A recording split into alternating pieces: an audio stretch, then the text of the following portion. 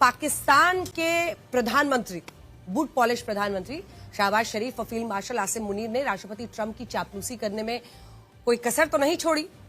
वो तो यही सोच रहे होंगे हम में क्या कमी रह गई। यहां तक कि राष्ट्रपति ट्रंप के साथ बलूचिस्तान के दुर्लभ खनिजों का सौदा तक कर दिया। लेकिन जानते हैं इस चापलूसी के बदले में पाकिस्तान को अमेरिका से सिर्फ और सिर्फ बेइज्जती मिली। आज अमेरिका में पहले क्रिटिकल मिनरल्स मिनिस्टेरियल समिट का आयोजन होना है, जिसमें 50 से ज्यादा देशों के विदेश मंत्री और प्रतिनिधि हिस्सा लेंगे। और इन देशों में Britain, European union, Japan, Australia, New Zealand, France, Germany, Italy, Bharat, दक्षिण कोरिया, मेक्सिको, केन्या और यहां तक कि 1.5 करोड़ की आबादी वाला गिनी देश भी शामिल है। लेकिन जिस पाकिस्तान ने राष्ट्रपति ट्रंप को इतना मक्खन लगाया, जाकर वहां पर जूता पॉलिश किया, उस पाकिस्तान को अमेरिका ने इस समिट के आसपास भी भटकने नहीं दिया। क्या ना किया शहबाज शरीफ, नोबेल पुरस्कार के लिए सबसे बड़ा दावेदार तक बता दिया। सोचिए, प्रधानमंत्री शहबाज शरीफ और फील्ड मार्शल आसिम मुनीर अभी भारत अमेरिका की ट्रेड डील के सदमे से उबरे भी नहीं थे। रोज यही आपस में कह रहे थे कि हम में क्या कमी रह गई कि उन्हें यह दूसरा सदमा लगा है। और पाकिस्तान की सरकार यह सोच रही है कि आखिर उससे ऐसी क्या भूल हो गई, समिट में बुलाया तक नहीं। इस समिट में अमेरिका के विदेश मंत्री मार्को रूबियो दुर्लभ खनिजों का खनन करने और उन्हें प्रोसेस करने के लिए प्रोजेक्ट वॉल्ट नाम से एक ऑपरेशन लॉन्च करने की घोषणा कर सकते हैं। और इस ऑपरेशन का मकसद है दुर्लभ खनिजों के लिए चाइना पर दुनिया की निर्भरता को कम करना और दुनिया के दूसरे देशों में दुर्लभ खनिजों को ढूंढकर उन्हें प्रोसेस करने के लिए एक नई व्यवस्था स्थापित करना। अमेरिका ने यह भी कहा है कि वो इस प्रोजेक्ट वॉल्ट के लिए लगभग 1 लाख करोड़ रुपए की मदद देगा। और जानते हैं अमेरिका ऐसा क्यों कर रहा है? इसका कारण यह है कि अगर आज आप देखिए दुनिया भर में, दुनिया में जो रेयर अर्थ मिनरल्स का 70% जो खनन है, कहां हो रहा है? चाइना में। चाइना की हेजेमनी के खिलाफ आज पूरे विश्व में कदम उठाने की बात पर चर्चा तो होती है, लेकिन अब ठोस कदम की बात हो रही है। देखिए, जो 70% रेयर अर्थ मिनरल्स है उसका खनन चाइना में होता है, लेकिन जब प्रोसेसिंग की बात आती है तो 90% रेयर अर्थ मिनरल्स चाइना से ही दुनिया में निर्यात होता है। दुनिया के जो देश अपने यहां खनन करके रेयर अर्थ मिनरल्स निकाल भी रहे हैं, वो भी चाइना से ही इसकी प्रोसेसिंग करवाते हैं। और क्योंकि चाइना इस बात को समझता है, इसलिए वो इन रेयर अर्थ मिनरल्स को अब हथियार की तरह इस्तेमाल करता है। हाल ही में राष्ट्रपति शी जिनपिंग ने इन्हीं दुर्लभ खनिजों के निर्यात पर रोक लगाया और अमेरिका और पूरी दुनिया को ब्लैकमेल किया। अमेरिका तो चीन को भी धमकियां दे रहा था कि टैरिफ लगा देंगे, लेकिन रेयर अर्थ मिनरल्स को ही लेवरेज के तौर पर चाइना ने इस्तेमाल करके अमेरिका को सीधा ब्लैकमेल किया।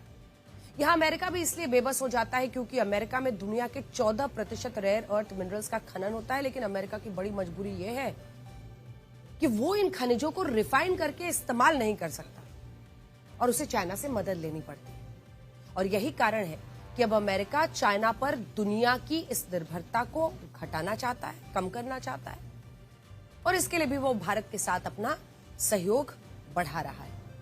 राष्ट्रपति ट्रंप ने भारत के साथ ट्रेड डील करके ये बता दिया है कि अमेरिका चाइना का मुकाबला करने के लिए भारत को अपना पार्टनर बनाना चाहता है और इसीलिए इस समिट में भारत की मौजूदगी ने पूरी दुनिया का ध्यान खींचा है।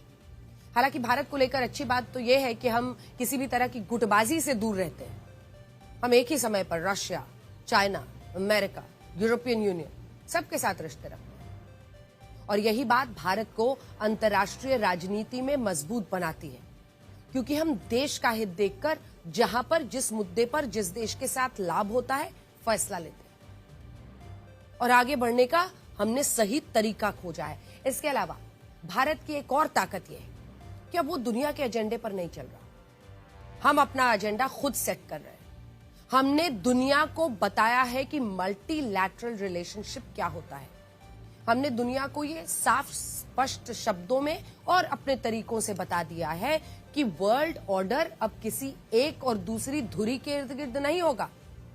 देश अपना हित देखकर फैसले लेगा। जैसे अमेरिका भले आज दुर्लभ खनिजों के लिए सम्मेलन कर रहा हो, लेकिन हमने 1 फरवरी को ही अपने बजट में एक रेयर अर्थ कॉरिडोर बनाने का ऐलान किया है, जिसमें हम ओडिशा, आंध्र प्रदेश, तमिलनाडु, केरल में एक कॉरिडोर बना रहे हैं और हम खुद दुर्लभ खनिजों को ढूंढकर इस मामले में आत्मनिर्भर बनना चाहते हैं।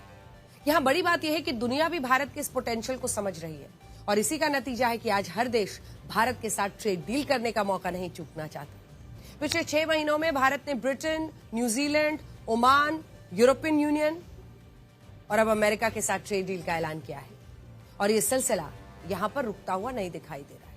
अभी 24 देश और हैं जो भारत के साथ ट्रेड डील करने के लिए बातचीत कर रहे हैं। इनमें कौन कौन से बड़े देश? Canada, Indonesia, Mexico, Bahrain, Kuwait, Belarus, दक्षिण Africa, Kazakhstan, Kyrgyzstan, Myanmar, Nepal, Sri Lanka और थाईलैंड जैसे देशों का नाम भी शामिल है। अब इससे ये तो समझ आता है कि दुनिया भारत के साथ अपने व्यापारिक रिश्तों को मजबूत करना चाहती है और भारत को चाइना के विकल्प के रूप में देखा जा रहा है। लेकिन इसके पीछे कारण क्या है, आज वो भी देखिए। ऐसा नहीं है कि चीन शुरुआत से ही दुनिया के लिए एक बहुत बड़ा मैन्युफैक्चरिंग हब था। वर्ल्ड बैंक के मुताबिक आज से सिर्फ 35 साल पहले दुनिया के कुल निर्यात यानी एक्सपोर्ट में चाइना की हिस्सेदारी जानते हैं कितनी थी? 1.8%, 1.8%, और भारत की हिस्सेदारी 0.5%। उस वक्त चाइना हमसे ज्यादा दूर नहीं था, लेकिन इसके बाद चाइना में फैक्ट्रियां लगनी शुरू हुई। उसने अपने लोगों को स्किल्ड नौकरियों के लिए तैयार किया। इसे हुआ ये कि सिर्फ 10 साल बाद साल 2000 में दुनिया के कुल निर्यात में चाइना की हिस्सेदारी 4% के आसपास 3.9% हो गई। इसके बाद साल 2010 में 10.3%, साल 2020 में लगभग 15%, 14.7%, और आज भी ये हिस्सेदारी लगभग इतनी है। सरल भाषा में मतलब क्या है?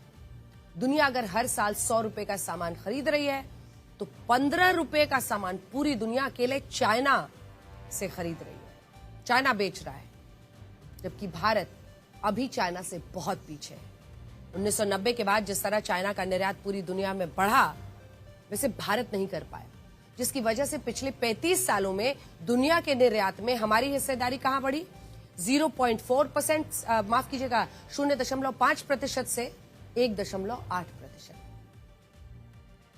आज दुनिया में हर साल 1815 लाख करोड़ रुपए का निर्यात होता है, जिसमें भारत 40 लाख करोड़ रुपए का ही निर्यात कर पाता है, और ये निर्यात हमारी क्षमता से बहुत कम है। यानी हम चाइना की तरह दुनिया को जितना सामान बेच सकते हैं उतना इस वक्त नहीं बेच पा रहे हैं। लेकिन अब जैसे जैसे दुनिया के बड़े बाजार हमारे उत्पादों के लिए खुल रहे हैं, उससे भारत बहुत बड़ा उलटफेर कर सकता है। जैसे इंजीनियरिंग गुड्स के निर्यात में अभी भारत की हिस्सेदारी 1% है, लेकिन अगर ये 2.5 से 3% हो गई तो हमको एक नया मोमेंटम, एक नई गति हासिल कर लेंगे। इसी तरह इलेक्ट्रॉनिक सामानों के निर्यात में अभी भारत की हिस्सेदारी 1% से भी कम है, जो आने वाले सालों में 4 से 5% हो सकती है। दवाइयों के निर्यात में हमारी हिस्सेदारी 3% है, आराम से हम इसको 8 से 10% पर ले जा सकते हैं। टेक्सटाइल यानी कपड़ों के निर्यात में भारत की हिस्सेदारी 4% है, जो 10% से ज्यादा हो सकती है। रत्नों, आभूषण के निर्यात में अभी हमारी हिस्सेदारी है 3.2%, जो हम आराम से 6 से 7% पर ले जा सकते हैं। और ये वो लक्ष्य है जिन्हें अगले 10 सालों में अगर हमने हासिल कर लिया तो भारत निर्यात के मामले में काफी आगे निकल जाएगा। अभी दुनिया में सबसे ज्यादा निर्यात करने वाले देशों में चाइना सबसे ऊपर है, जिसकी हिस्सेदारी हमने कहा आपको 15% है। दूसरे स्थान पर 8.5% की हिस्सेदारी के साथ अमेरिका है। तीसरे स्थान पर लगभग 7%, 6.9% की हिस्सेदारी के साथ जर्मनी है। चौथे स्थान पर 3.8% की हिस्सेदारी के साथ नीदरलैंड्स है, और 5वें स्थान पर कुल 2.9% हिस्सेदारी के साथ जापान है। जबकि हमारे देश भारत में इस सूची में 1.8% की हिस्सेदारी है और 18th पोजीशन पर है, 18वें स्थान। अब अगर हम अपनी हिस्सेदारी को 1.8% से 10% कर ले तो हम चाइना के बाद अमेरिका से भी ज्यादा निर्यात करने वाले देश बन जाएंगे। अगर हम इस हिस्सेदारी को 5% तक भी ले जा सकते हैं तो 18वें स्थान से हम सीधे चौथे पोजीशन पर चले जाएंगे। दुनिया में एक बड़ी आर्थिक शक्ति के रूप में हम स्थापित होंगे। और सबसे बड़ी बात यह है कि इस बार दुनिया माफ कीजिएगा हम पर भरोसा कर रही है, हमारे साथ ट्रेड डील्स कर रही है। ज्यादातर देश मान रहे हैं कि भारत ऐसा कर सकता है।